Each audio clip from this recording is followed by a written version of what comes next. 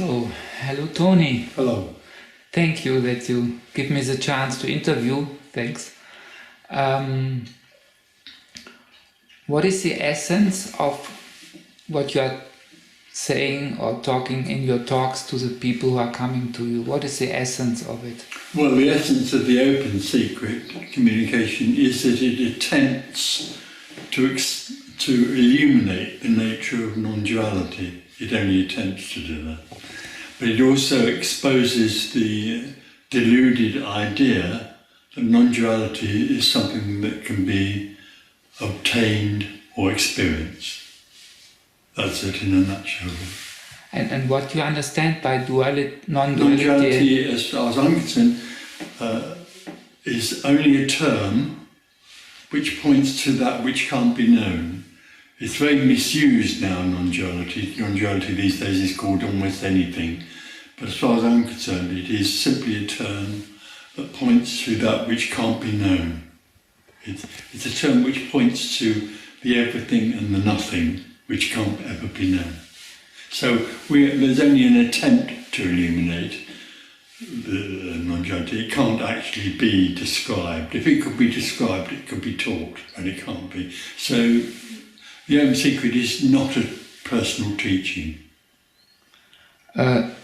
It cannot experience? No, it can't be experienced, of course. How can everything be experienced? Who would there be, or where would there be somebody who would sit outside and experience everything? It's impossible. So the great dilemma for the seeker is that the seeker tries to turn so-called non-duality into a something that can be then understood and known, and it can't be. And the people are only forms? Everything is only nothing appearing as everything. The walls, the bodies, what you call people, though as far as the secret is concerned, there is no such thing as a person, a real person. In fact, there's no such thing as anything that is real. Everything is only an appearance of no thing. So there aren't individuals, but they fall into the illusion of becoming individuals, and then they grow up believing that their individuality is real. They feel they are real people. Most people in the world are sure or believe that they are real, and that's the great dilemma. There is nothing that is real. Everything is only an appearance. And this illusion has fallen away in your system? Only apparently fallen away, because it was never real. So there wasn't a real something to fall away. But the feeling here was that I was real as a real person and a real seeker, and then suddenly that whole illusion of being real simply evaporated. And when it did evaporate, it was recognised that it was never real. This has happened at once, or line and line? It happens. It's timeless. The dropping away of that which believes in time is timeless. That which believes it's real and living in a story collapses, but that event is timeless. It doesn't happen in time. And there's no one that knows it. It just is that the whole idea that there was a person there seeking something is seen as unreal. Was there some cause? Was it effect? No, there is no cause, because don't forget we're talking about something that doesn't really happen, so it doesn't need a cause. It already is. Already all there is wholeness. And then within that wholeness, there's a contracted energy that feels it's lost that wholeness, and it's looking for it. It can never find it because it's wholeness already, so it can't find that. Because it turns what it's looking for into a something. It can't find the wholeness, which is everything. But suddenly what can only seem to happen is that whole energy of separation simply is no more. But when it is no more, it is recognised by no one, I'm afraid. that it never was. To be in your present, I don't have a presence. I don't have anything. There's no one. There is only everything. There's no I. There's nothing that knows there's everything. There just is everything. It's indescribable and unknowable. Okay. So I need my question. Can you give something to the people? Can I? Give. Well, no, there is no I, and there is nothing to give, and there aren't any people to give it to. That's the radical nature of this communication. There is no one to give it to, there is only everything, and all that can come out of this is a response out of nothing to the question, can I find what I'm looking for? And the response to that is, no, you can never find what you're looking for, because you are looking for a something. What you really long for is everything. So it can't be found. That's what this is about. That's what these meetings are about. People come here seeking something, and it's possible that some of them might go away with the realization, at least, that there isn't anything to find. That already what they long for is all that is. Walking down from this meeting, the walking down from this meeting is what is. It's what they long for. It can never leave them. It's the constant love that never leaves. Is this longing naturally? The longing, well, no, the longing, in a way you can't say it's natural. It's certainly understandable, because at a very early age, the young baby that is boundless suddenly gets a sense of being an individual. Self-awareness arises, self-consciousness arises, and then the individual is imprisoned in that state of separation. So as the child grows up, so that state of separation develops, and the person tries to deal with the world it's living in, which is totally understandable, but you couldn't call it natural. It's just very understandable. But it's a dilemma which the seeker can never free itself from, because the seeker is the dualism from which it's trying to escape. It doesn't enter something called dualism, it is the dualism. It is schizophrenic, it's the dualism that it's trying to escape from, and it never can. Whatever anybody suggests it in terms of teachings or processes or whatever, it can't escape from what it is. But suddenly that whole sense of separation can simply evaporate. So the seeking ends when the seeker is no more. And never was. And never was. The illusion of that there is a seeker ends, maybe. Very powerful. Mm-hmm. It's very powerful, and also the seeker is very fascinated by its own story. It's totally fascinated by its own life story, and the idea, in many cases, that it will one day find enlightenment, or liberation, or whatever you like to call it. So it constantly is invested in that seeking. So the seeking keeps alive the hindrance for finding. Yeah, it feeds separation. Yes. It feeds separation constantly. And the other thing that supports separation is awareness and consciousness. Those are the things that arise in the child when it self-awareness, self-consciousness, and the use of awareness or consciousness keeps the seeker locked into individuality. I am real. It enters what I call the I am real dream, and then it is supported by everything in that constancy of belief that it is a real individual. When the idea of being a separate individual drops, falls away, but the people are still, the human beings are different. So, well, there isn't. It depends what you mean by human being. There is a human form there. There is a physiology, but there is no individuality. mm-hmm. There is no centre anymore. The whole feeling of the centre, which happened when you were a child, simply is no more. There just is physiology. responding and reacting in the apparent world.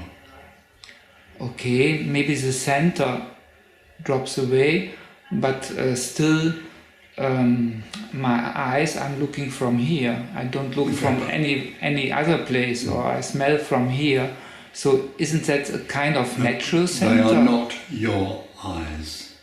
There is no my anymore. There's no ownership. Seeing happens, but it doesn't happen to anyone. It just happens. Like everything, feeling, sound, thought, whatever, is simply what is apparently happening in the whole. But only apparently. Okay, so there's a space and everything is happening in that space? Apparently. Apparently. It's only an appearance of nothing. It's nothing. You know, this wall, this painting behind me is nothing walling or nothing painting.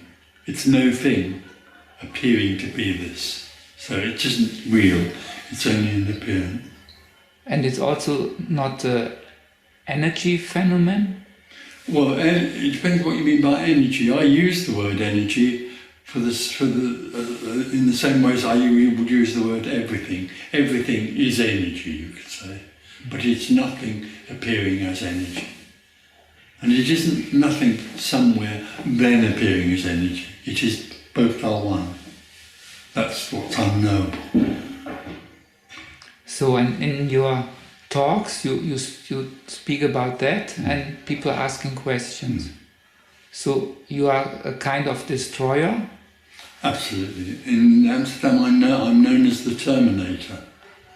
It's a destruction, it's a deconstruction actually of the reality that the individual experiences and totally believes in. So people come here with an experience of reality, and it's possible that reality will be disturbed or will unravel when a very radical proposal about that reality is offered. But that's only words and concepts. There's something far more liberating that happens in these meetings, which is absolutely beyond words, and it's energetic. It is that the contracted energy that the individual brings and feels can melt into the whole again. So contracted energy has always a place in the body, or? Yeah, usually in the centre, or in the head. But it's a sort of centre, it's a feeling of a centre, which is the apparent contracted energy taking form as individuality. And that grows and grows and becomes more powerful.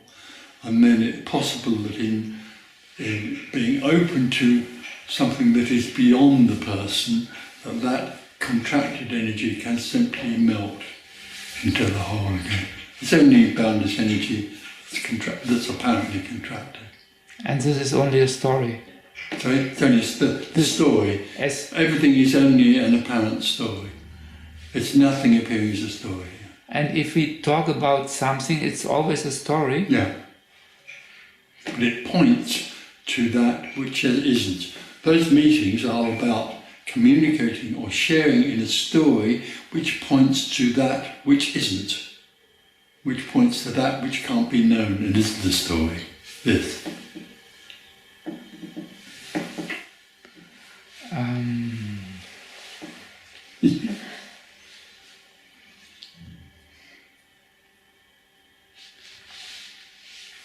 The statements that you're giving now and in your talks, could I say this is a kind of method to talk in that way to the people? No, it isn't at all.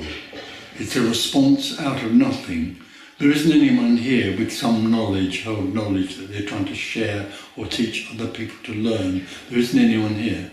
There isn't anyone there actually. But there isn't anyone here who has a system or a method which it's then passing on to other people.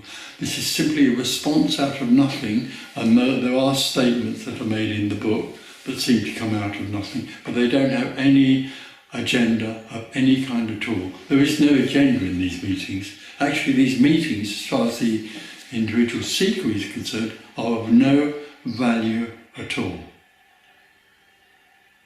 So they're very much rejected by the seeker.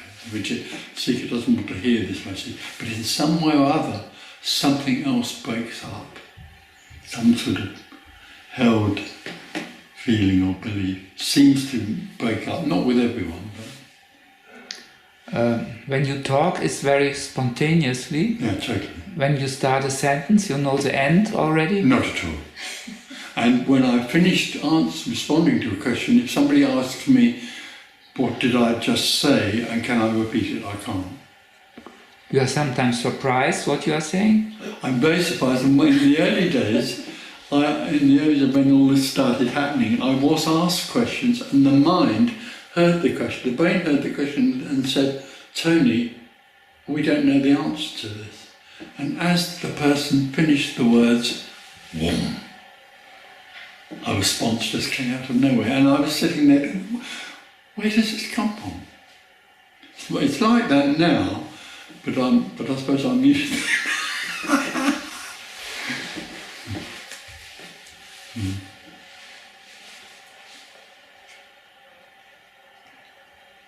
So we had already the issue about cause and effect.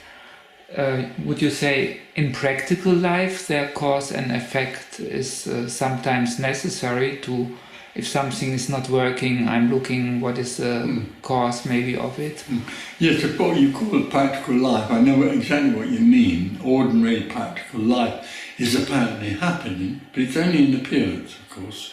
And cause and effect, which seems to be involved in that, is, of course, also only an appearance. It's not real. There's no such thing as anything that is real, including time, space, or cause and effect. They appear to take place. What it exactly means that there is no time, really? There is no real time. There is only an apparent time and an apparent space. Mm-hmm.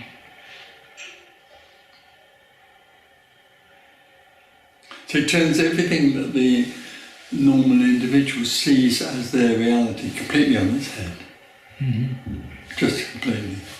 Because individuals think that everything, that they are real and their story is real, that you are real, she's real, and that I have to relate to you because you're over there, are separate from me.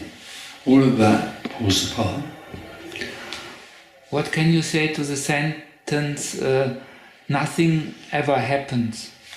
Absolutely. That's really what this is saying. There isn't anything happening at all. Nothing's happening. And there is also no future and no past? No. There is just the immediacy of what is and is not. And those are the words that can get as near as possible to this, but they're words. But it touches in the way to the attempt to find words, in a way it touches for my feeling. I mean, that's what appears. I mean, there's nothing wrong with words. Some people say you shouldn't say anything, you should be silent, but what's wrong with words and what's wrong with silence? They are both what is. Words are energy in a certain form, and so is silence. There isn't one thing. In the whole, there is no polarity, so there isn't a better or worse, or above or below, or inward or an outer. There just is what is and is not. And beyond the word there are silence? Sorry? Beyond the word there is silence? Not for me, no. There is just words and there's silence. They're both the same thing. One isn't beyond the other. I have to say that when we have retreats or even in meetings of this sort, but certainly residentials, we go on talking and sharing, and then it slows down and becomes quieter and quieter. There's a sort of checkmate point where people realise there's nothing really that they can ask anymore. And how your retreats are organised? You have talks there, or you in the meetings? It's just you have 2-3 talks a day, or how does it work? 2 or 3 talks a day, Uh-huh. But no exercises? Oh, well, there wouldn't be anything, because there's no idea that there is anyone. Don't forget, this is a totally different... There isn't anyone. There isn't anything. So the idea of giving somebody an exercise or giving somebody some advice is ridiculous. It just doesn't happen. That's why I did say before, for the seeker, these meetings are of no value of any kind. The worst place for a seeker to come is to hold these meetings. But but it attracts the people, Yeah, maybe just because of that. Yeah.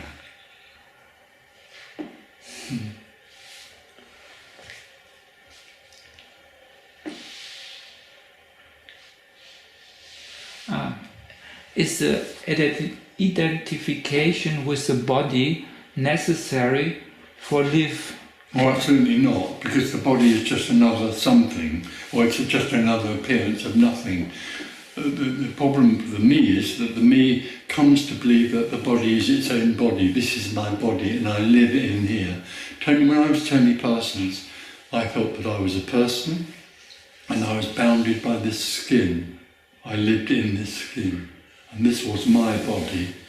When that Tony Parsons energy simply was no more, the body is just like everything else. What is happening? It's not anybody's body. And it has no significance of any kind at all. And to hear when somebody calls your name, for that you don't need any identification? No, only the brain. The brain still functions. The brain is only an organism that functions within the story. So in the story somebody might say Tony and the brain would recognise that as a call to respond, maybe.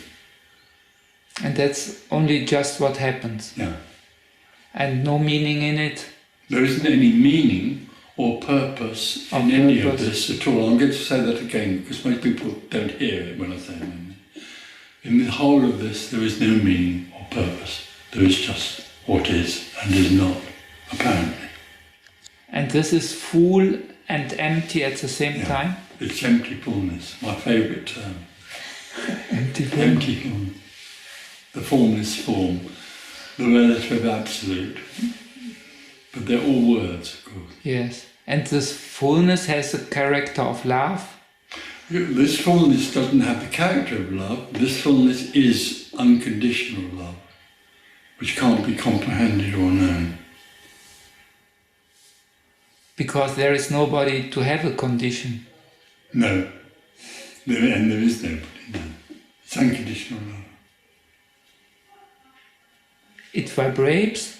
I don't use that idea. That can get, the mind can get into making that into another something. It's simply aliveness, apparent aliveness. And this aliveness is felt by different human beings in different ways? Well, there aren't any human beings, of course. Well, it depends what you mean by human beings.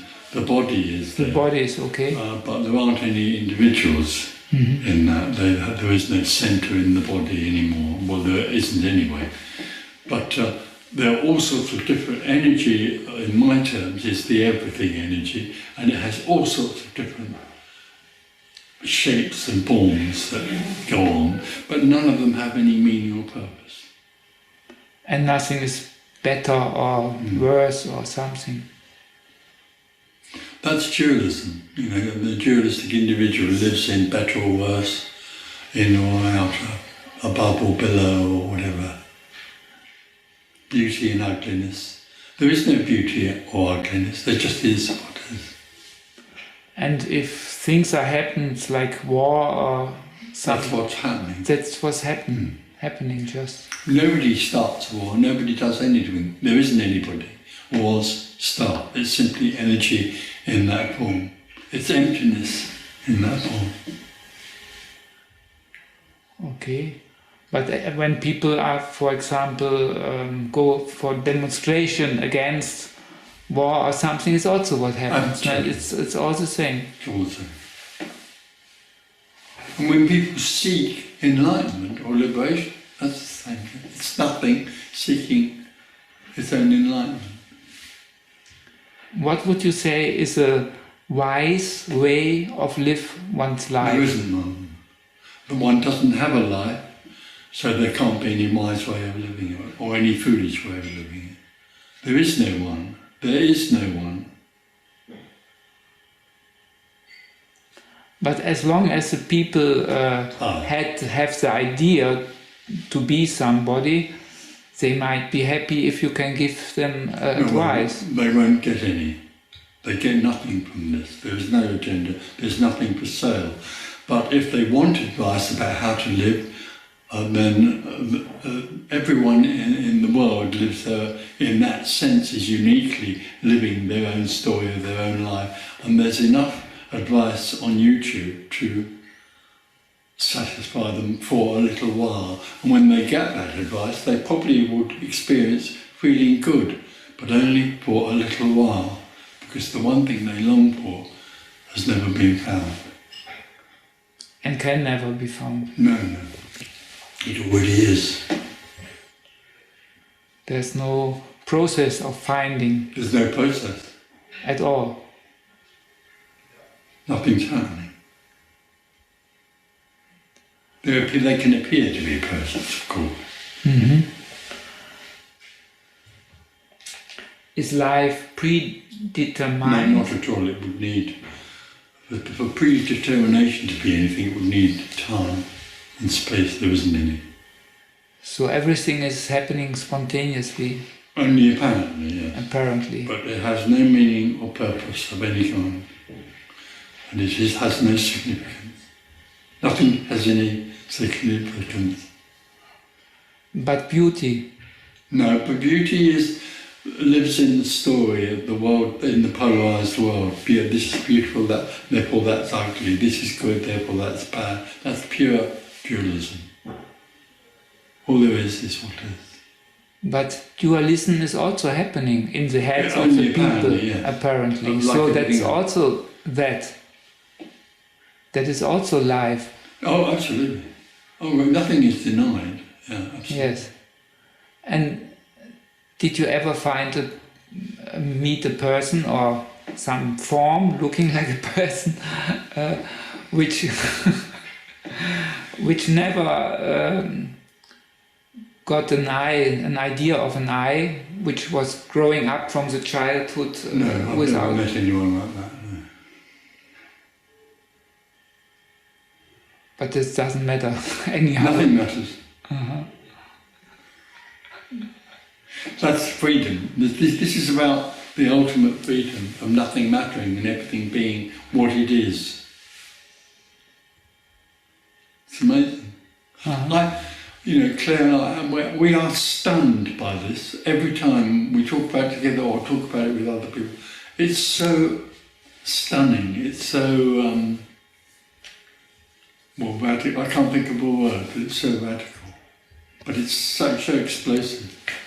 It blows the whole of what I thought was life into the air. Yes. And it blows the question of the interviewer in the air. As well. Yeah, but the interview is like the meetings, there's something that goes on and people watch these things, and we know from a lot of experience, we've been doing this for 20 years, that all sorts of things, I can say something there and somebody somewhere, wow. And then I can say something to somebody else who has been to retreats for 20 years, and I go on saying it and they don't hear it. It's what Claire calls selective hearing. Selective deafness. Selective deafness. Mm-hmm. There is a selective deafness. People will be in there and they'll hear what's being said here in there, and they won't hear it because there just isn't an openness to it. It's amazing. But nobody's selective. And then they can come later on and say, hey, the other day you said, and I've been saying it for years before, but that's the first time for them. Yeah. It's suddenly... When it's life, when it's the right moment for life, then it happens. Or it's a mystical, and it's not possible to understand it. Yeah. Just better to give up to understand everything. Would you say this? Yeah, because this is pointing to unknowing, of course.